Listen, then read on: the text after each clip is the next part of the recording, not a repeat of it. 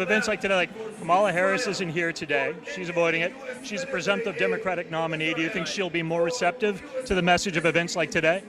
I mean, considering that she's more cognitively there than Biden, yes, in that respect, but I'm not putting any good faith in her character. Why not? I'm a man of little faith. A lot of people noted Kamala Harris is not here for Bibi's address today. Do you feel with the change in the Democratic Party that they'll be more receptive to the message that people are giving here today? Well, she's not here today, but she's meeting with him privately. So I think this is usually on par with what Democrats tend to do, where it's you show something, but you do something else. She's a mainstream centrist Democrat who has been of the party that is perpetrating this genocide. It's Biden's genocide. He could have stopped this with a phone call 8 months ago. I think it's naive to assume that anyone in the mainstream Democratic Party is going to align with anti-imperialistic goals.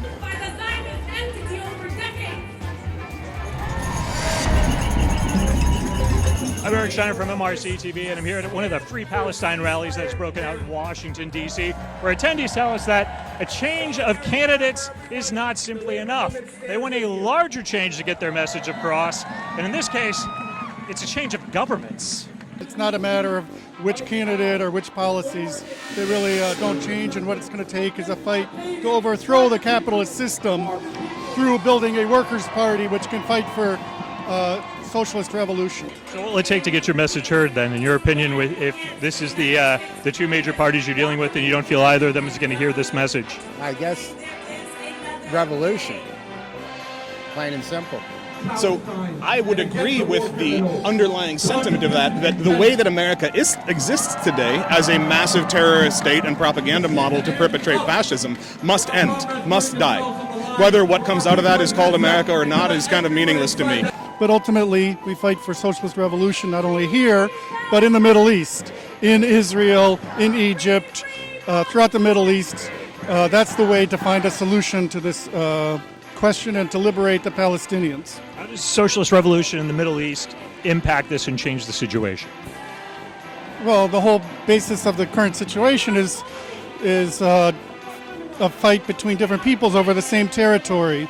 And there's no solution under capitalism. There's absolutely no difference between the ongoing U.S. occupation of this land that our ancestors stole from indigenous people and what is happening in Israel today. Everything that's happening in Israel, our ancestors did to people on this land 1,000 times over. So it's the same resistance movement, it's the same system of fascist colonial occupation, and it's the same resistance movement in both pieces of land. So we have the sign here, you have Land Back, BLM. Tell us where you see the connection between the Black Lives Matter movement and the Free Palestine movement. I'm seeing the connection because the connection comes from all oppressed people being subject to the whims of imperial empire. The pressures of imperial empire are the pressures that cause racism and colonization, and we are trying to stop colonization. So you got socialists here, you got communists here, you got those that support BLM, and you even got the United States Postal Service. The American Postal Workers Union, AFL-CIO, stands with humanity and the suffering people, workers and unions of Gaza.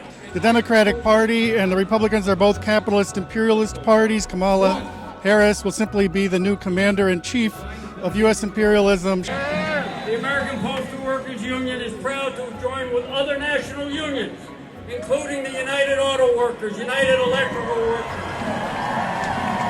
the Association of Flight Attendants, the National Nurses Union, International Union of Painters, and the National Education Association and the National Labor Network for a ceasefire. The way that America exists today as a massive terrorist state and propaganda model to perpetrate fascism must end, must die. Whether what comes out of that is called America or not is kind of meaningless to me.